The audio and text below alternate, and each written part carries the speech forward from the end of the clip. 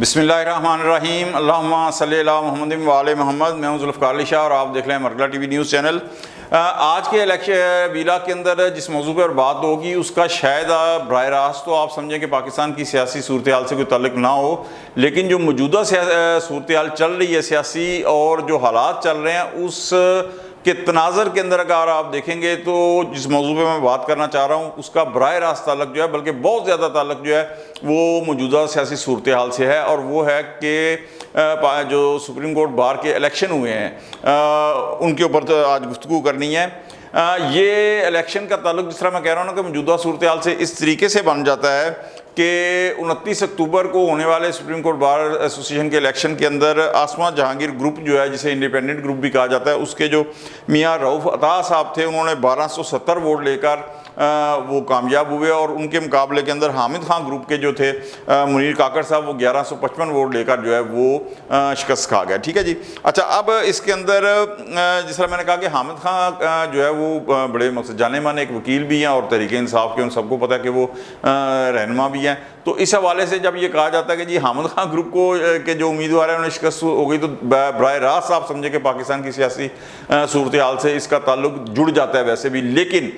मैं जिस तनाज़र में कहूँगा कि कह रहा हूँ कि ये सियासी सूरत हाल से इसका बराह रास्त ताल्लुक है इस सुप्रीम कोर्ट बार के एसोसिएशन के इलेक्शंस का, वो ये है कि हामिद खान साहब ने जो ये इलेक्शन मुहिम चलाई थी वो चलाई ही इसी बेस के ऊपर थी कि वकला जो है वो 26वीं आइनी तरमीम जो है हुकूमत जो करने जा रही थी, या उसके बाद जब वो हो गई पास मंजूर हो गई तो उसके बाद उन्होंने कहा कि वकला इस तरमीम को रद्द कर दें, यानी अगर वो रद्द करते हैं इस तरमीम को नामंजूर करते हैं तो फिर वोट जो है वो हामिद खान के जो कैंडिडेट हैं जो मुनीर काकड़ साहब उसको दें, और अगर जाहिर है कि उनका ये मौक़िफ़ कबूल नहीं है वकला को तो वो आसमा जहांगीर के जो उनके मुखालिफ ग्रुप के जो थे रऊफ़ अता साहब या रऊफ़ अता साहब उन्हें वोट देंगे। और हुआ ये कि सुप्रीम कोर्ट बार एसोसिएशन के इलेक्शन के अंदर पाकिस्तान भर के जो वकील हैं उन्होंने आसमा जहांगीर ग्रुप जो है, जिन्हें हुकूमती जो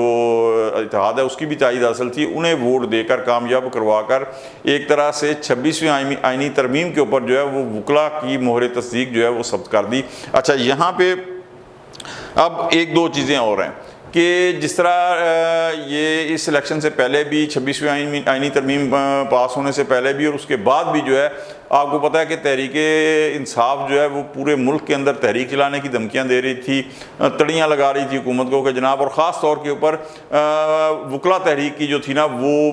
बड़ी बातें होनी थी कि जब हम वकला तहरीक चला लेंगे और ये करेंगे वो करेंगे। मैंने अपने जो इससे पहले वीलाग्स में वो आप उठा के देख लें, जो मेरे वीलाग्स देखते हैं नाजरीन, कि मैंने उसके अंदर बड़ी तफसील के साथ इस चीज़ का जिक्र किया था कि तहरीक इंसाफ जो ये चाह रही है ना कि 2007 की तरह अदलिया बहाली कोई तहरीक चले या अदलिया के हवाले से कोई तहरीक चले या 26वीं आइनी तरमीम के हवाले से जो तहरीक चले, तो वो इस वक्त चलना मुश्किल है। उसकी वजह यह है कि उस वक्त तफसील से मैंने बताया था कि वकला जो थे वो मुतहिद थे। इस वक्त जो वकला है वो मुतहिद नहीं है, बल्कि पाकिस्तान पीपल्स पार्टी के ग्रुप जो हैं वो अलहदा हैं, नवाज लीग के अलहदा हैं, दीगर जमातों के अलहदा हैं। तो तहरीक इंसाफ का जो वकला ग्रुप है, जाहिर है कि वो सिर्फ अपनी जमात की जो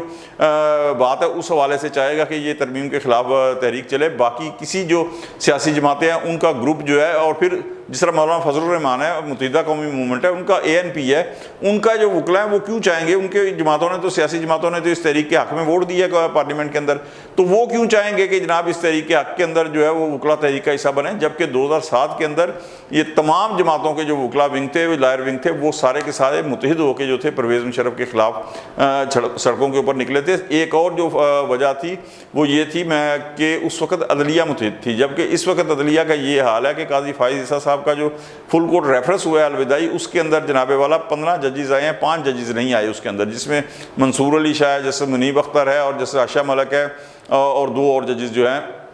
वो नहीं आए। तो ये अदलिया का खुद विदिन अदलिया जो है वो तकसीम है। तो उसके बाद किसी तहरीक का जब आपके अंदर इख्तलाफात इतने होंगे तो वो किसी तहरीक का जो है वो आप किस तरह कह सकते हैं कि जनाबे वाला वो तहरीक हुकूमत के ख़िलाफ़ चल सकती है। एक और नुक्ता जो इसके अंदर बहुत ज़्यादा अहम है वो ये है कि खैबर पख्तूनख्वा के अंदर गढ़ गिना जाता है तहरीक इंसाफ, और कहा जाता है कि जनाब ये तो घर है तहरीक इंसाफ का, यहाँ से हर चीज़ जो है ना कोई मोर देन 75%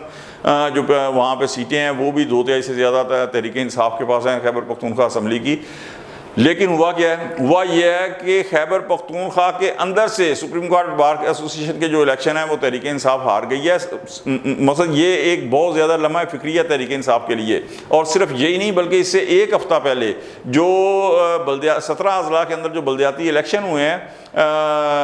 کا فیز 2 جو ہوا ہے اس کے اندر بھی تحریک انصاف کے جو کینڈیڈیٹس ہیں ان کا صفایا ہو گیا اور آزاد امیدواروں نے میدان جو ہے نا وہ مار لیا. یہ ساری چیزیں جو ہیں یہ تحریک انصاف کے لیے لمحہ فکری ہے. اس کے اندر جو تحریک انصاف میں جو اختلافات ہیں ان کے اوپر کسی اور وقت ویلا کروں گا کیونکہ وہ ایک پورا موضوع ہے, علیحدہ موضوع ہے. لیکن یہ ساری چیزیں کہ اب اگر فرض کریں کہ تحریک خیبر پختونخوا کے علاوہ کسی اور جگہ سے مقصد پورا وائٹ واش ہوتا اگر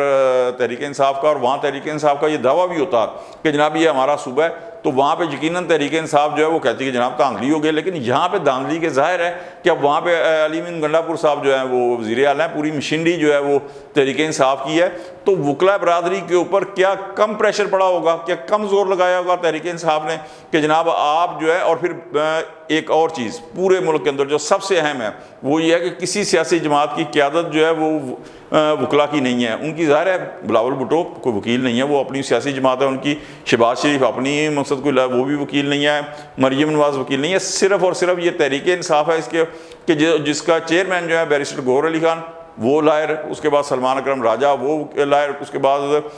لطیف کھوسہ صاحب, یہ سارے کے سارے جتنے ہیں, شیر افضل مروت, یہ سارے وکلا برادری جو ہے وہ اس وقت تحریک انصاف کی قیادت کر رہی ہے. لیکن اس کے باوجود سپریم کورٹ بار ایسوسی ایشن کے الیکشن ہارنا اس سے بڑا سیٹ بیک جو ہے اور جھٹکا جو ہے وہ تحریک انصاف کو اور کیا ہو سکتا ہے. اور پھر خیبر پختونخوا کے اندر سے یعنی پنجاب اور خیبر پختونخوا دونوں جگہ سے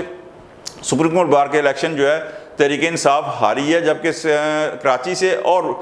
کوئٹہ سے وہاں 2 جگہ سے یہ صرف جیتی ہے. باقی ہر جگہ سے جو ہے یہ تحریک انصاف کو شکست ہوئی ہے. اور یہ بہت بڑا لمحہ فکریہ. اور اب ظاہر ہے کہ جناب یہ جو 26ویں آئینی ترمیم کے خلاف عدلیہ بحالی تحریک چلنی تھی وہ تو کیا چلنی ہے, خیر سے وہ تو گئی. اور اس کے بعد جو رزلٹ آیا ہے اور پھر جو تڑیاں تھیں دھمکیاں تھیں وہ جو ٹائم فش ہوئی ہے ان کا جو فلاپ سین ہوا ہے, اس کے بعد جو ہے حکومت کو اب بالکل حوصلہ ملا ہے کہ وہ آگے 27ویں ترمیم کی بات کر رہی ہے. اور 27ویں ترمیم بھی منظور ہو جائے گی, وہ متنازع طریقے سے ہو جس طرح بلاول بھٹو زرداری نے کہا تھا یا غیر متنازع طریقے سے ہو منظور ہو جائے گی. اور اس کے خلاف بھی تحریک جو ہے وہ کوئی نہیں چلے گی. تو امید یہی ہے کہ 27ویں ترمیم منظور ہو جائے. تو جس طرح 26ویں ترمیم کے بعد کچھ شانتی ماحول شانت ہوا ہے تو 27ویں ترمیم کے بعد ماحول میں مزید شانتی جو ہے نا وہ آ جائے گی. اور جو اس وقت تحریک انصاف کے لیے ضروری ہے وہ یہ ہے کہ وہ اپنی صفیں درست کرے, پہلے اپنا گھر درست کرے, اس کے بعد دوسرے امور کے اوپر توجہ دے. تو آج تک کے لیے اتنا ہی.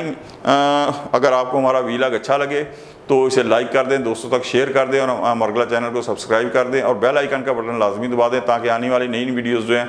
وہ آپ تک پہنچ سکیں. اگلے ویلاگ تک کے لیے ذوالفقار علی شاہ کو اجازت دیں. اللہ حافظ.